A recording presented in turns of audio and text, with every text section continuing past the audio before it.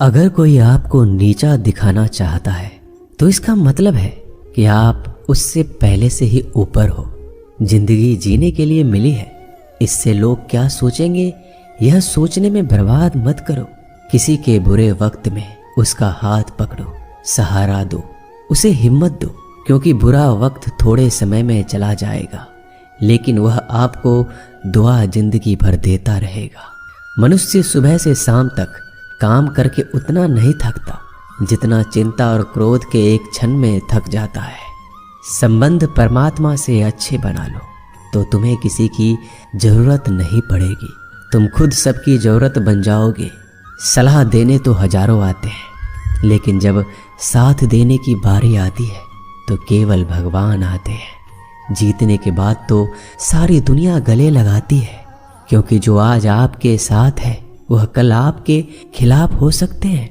बिना मतलब के कोई आपकी इज्जत नहीं करेगा, लेकिन खुद को इतना काबिल बनाओ कि लोग बिना मतलब के भी आपका इज्जत करें। भगवान कहते हैं सोने से पहले तुम सबको माफ कर दिया करो और तुम्हारे जागने से पहले मैं तुम्हें माफ कर दूंगा। भगवान ऑक्सीजन की तरह है जिन्हें आप देख नहीं सकते लेकिन उसके बिना आप रह भी नहीं सकते।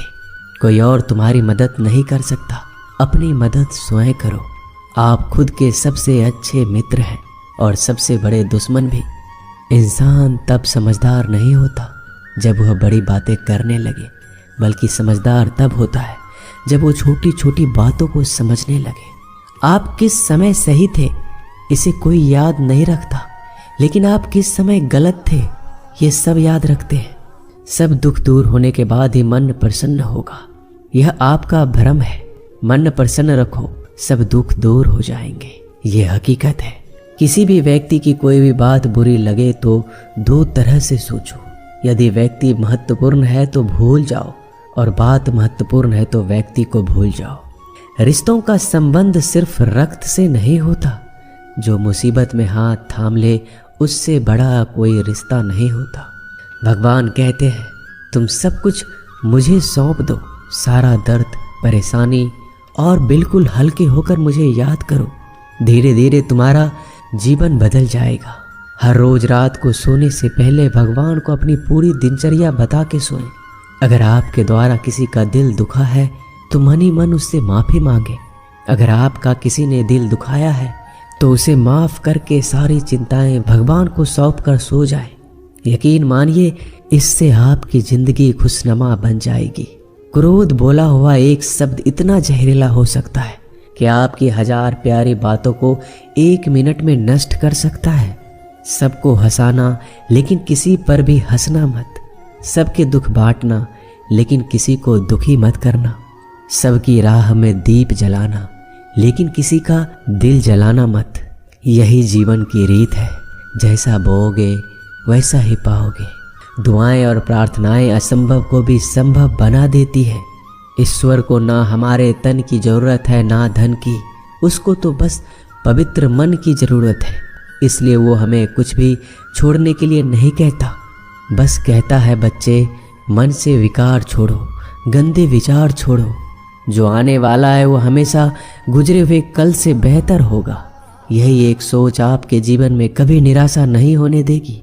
झूठ कितना अजीब है, खुद बोलो तो अच्छा लगता है, दूसरे बोले तो गुस्सा आता है। खुशियां चाहे किसी के साथ भी बांट लो, पर गम हमेशा भरोसेमंद इंसान के साथ ही बांटना चाहिए। जीवन में समय चाहे जैसा हो, परिवार के साथ रहो तो सुख बढ़ जाता है, दुख हो तो बढ़ जाता है। सच्चा मित्र वही है जो उस समय में भी आपके साथ खड़ा हो जब सारी दुनिया आपके खिलाफ हो। आपके पास जितना भी है उसके लिए बार बार दिल से धन्यवाद कहें, हर वक्त कहें। यकीन मानिए जितना भी है वो जल्दी कई गुना हो जाएगा। प्रार्थनाएं और ध्यान इंसान के लिए बहुत जरूरी है, क्योंकि प्रार्थना में भगवान आपकी बात सुनते हैं और ध्यान में आप भगवान की बात सुनते हैं। श्री कृष्ण से कितना कुछ छूटा, पहले माँ छूटी, फिर पिता छूटे, फिर जो नंद किशोर मिले वो भी छूटे, संग साथी छूटे, राधा भी छूटी, गोकुल छूटा, फिर मथुरा छूटा। श्री कृष्ण से जीवन भर कुछ ना कुछ छूटता ही रहा।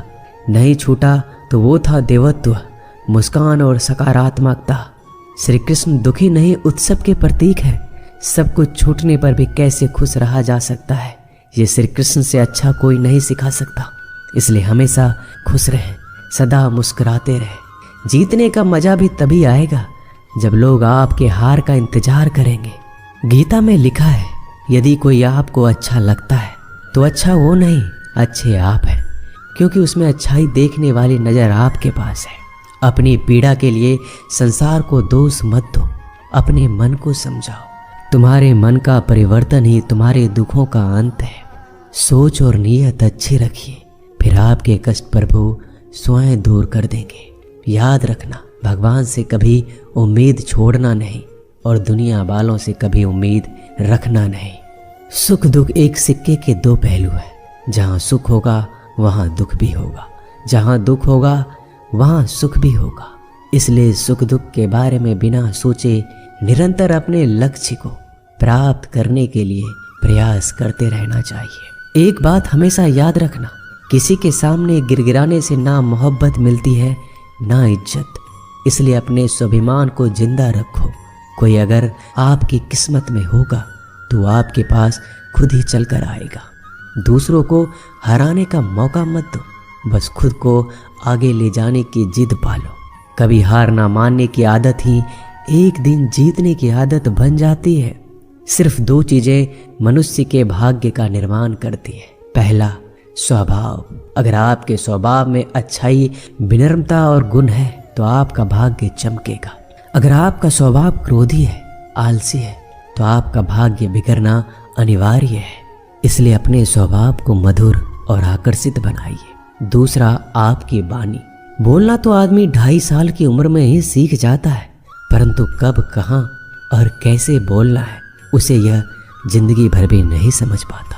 जिसे ये बोलना आ गया कि कब, कहाँ और कितना बोलना चाहिए, समझ लो उसे सफल होने के लिए कोई नहीं रोक सकता। पिता से बड़ा कोई सलाहकार नहीं, माँ की छाँव से बड़ी कोई दुनिया नहीं, भाई से अच्छा कोई भागीदार नहीं और बहन से बड़ा कोई शुभ चिंतक नहीं।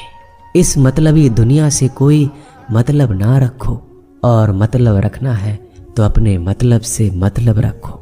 दुआएं मांगने से किसका भला होता है, मिलता तो वही है जो हमने बोया होता है। तुम नीचे गिर के देखो, कोई नहीं आएगा उठाने। तुम जड़ा उड़कर तो देखो, सब आएंगे गिराने। एक बात हमेशा याद रखना, अगर शराब की दुकान पर बैठकर दूध पियोगे तो तुम्हें शराबी का ही दर्जा मिलेगा, और किसी मंदिर में बैठ के पानी भी पियोगे तो तुम्हें एक संत का दर्जा दिया जाएगा। इसलिए आप किसके साथ उठते बैठते हो ये बहुत मायने रखता है। दोस्तों, आशा करता हूँ कि आपने इस वीडियो से बहुत सारी सीख ली होगी। मिलते हैं जल्दी एक नए ज्ञानवर्धक वीडियो में। धन्यवाद। अपना ख्याल रखिएगा।